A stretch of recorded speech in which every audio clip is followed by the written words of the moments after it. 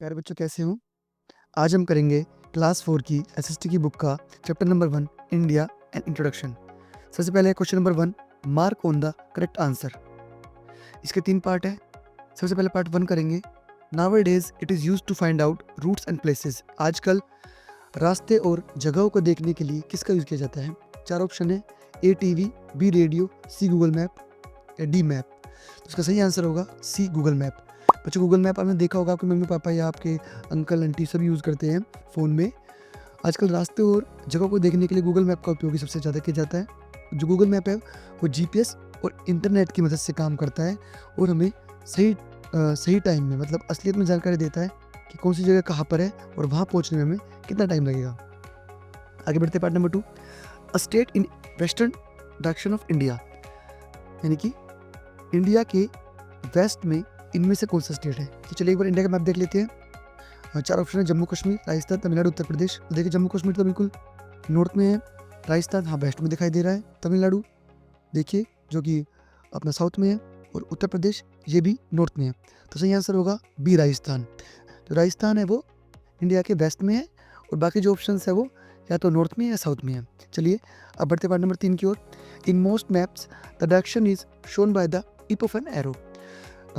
ज़्यादातर मैप्स में जो एरो होती है उससे कौन सी डायरेक्शन दिखाई जाती है मैप में? 4 ऑप्शन है, ईस्ट, वेस्ट, नॉर्थ, साउथ। तो जो टिप ऑफ द एरो होती है, टिप ऑफ एन एरो होती है, उससे हमेशा नॉर्थ डायरेक्शन दिखाई जाती है मैप में। वो क्यों दिखाई जाती है? ताकि हम मैप को उसी डायरेक्शन में पकड़ें। और ये मैप पकड़ने का रूल होता है कि हमें मैप हमेशा नॉर्थ डायरेक्शन को ऊपर की तरफ रखना होता है, इसलिए वो एरो बनी होती है ताकि हम उस एरो की तरफ से मैप को पकड़े और मैप को सही पकड़े। तो चलिए बच्चों अब बढ़ते हैं क्वेश्चन नंबर 2 की ओर। Answer the following questions. तो क्वेश्चन नंबर 2 में क्या है, कुछ क्वेश्चंस दिए हुए हैं, उनके आंसर हमें देने हैं।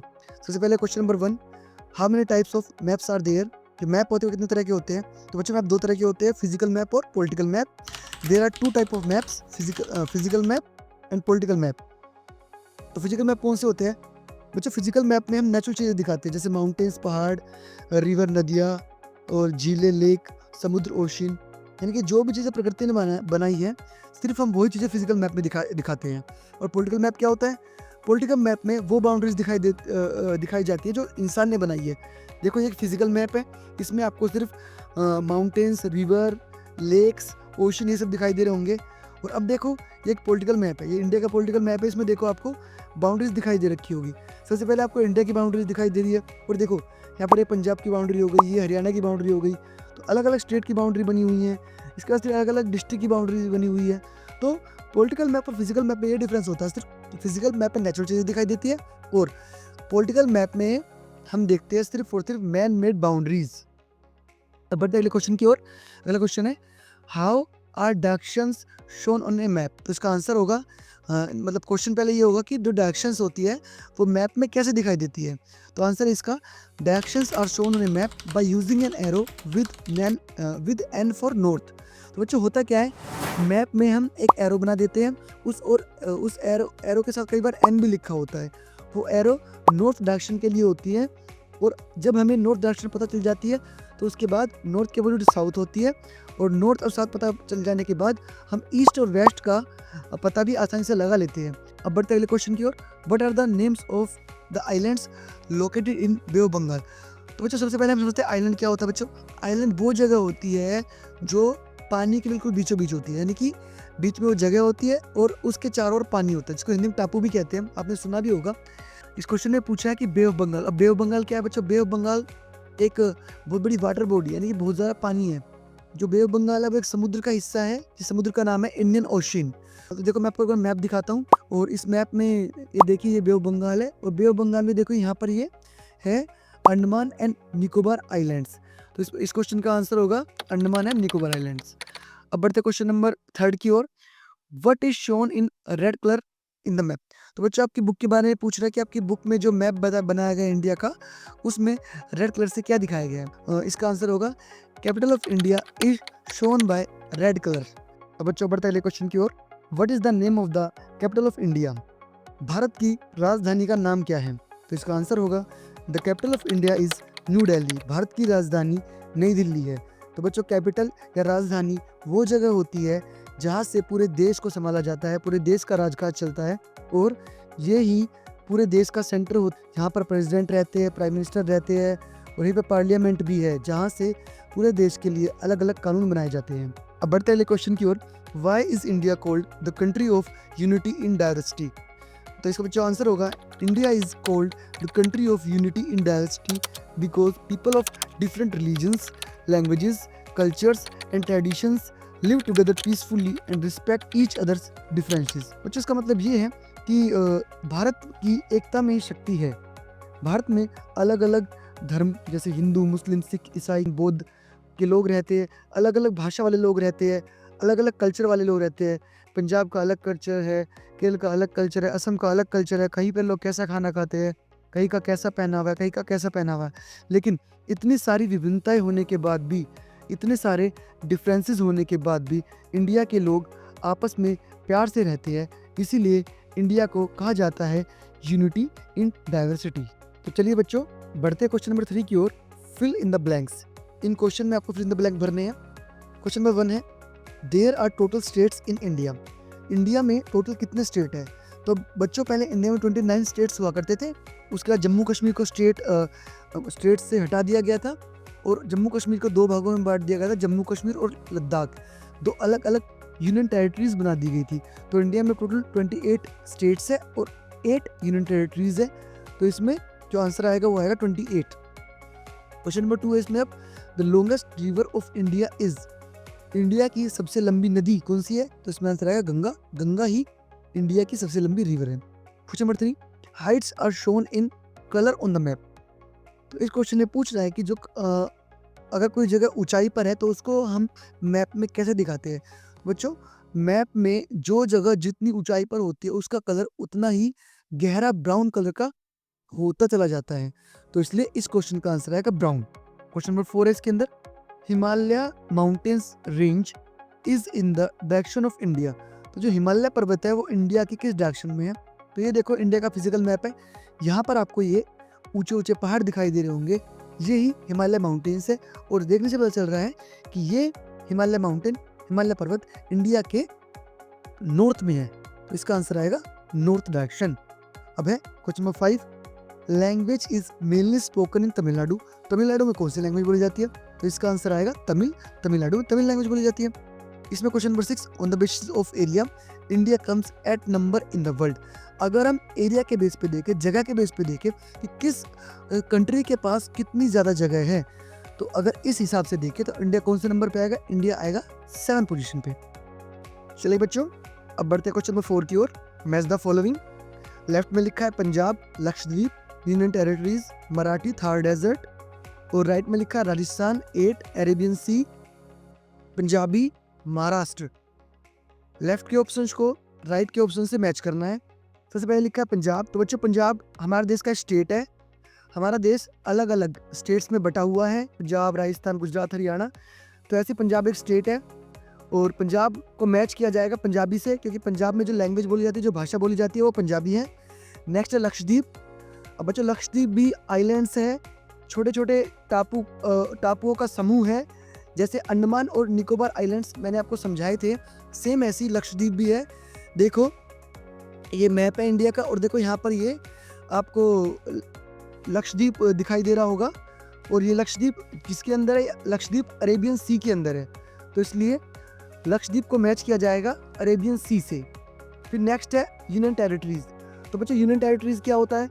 जैसे अलग अलग स्टेट्स हैं, उनके तो अलग अलग मिनिस्टर्स होते हैं, अलग अलग चीफ मिनिस्टर्स होते हैं, लेकिन पूरी कंट्री को संभालने के लिए और यूनियन टेरिटरीज को संभालने के लिए सेंट्रल गवर्नमेंट होती है जो कि पूरे देश को संभालती है और अलग अलग यूनियन टेरिटरीज को संभालती है। जैसे जो पीछे हमने समझाया था लक्षद्वीप एक यूनियन टेरिटरी है।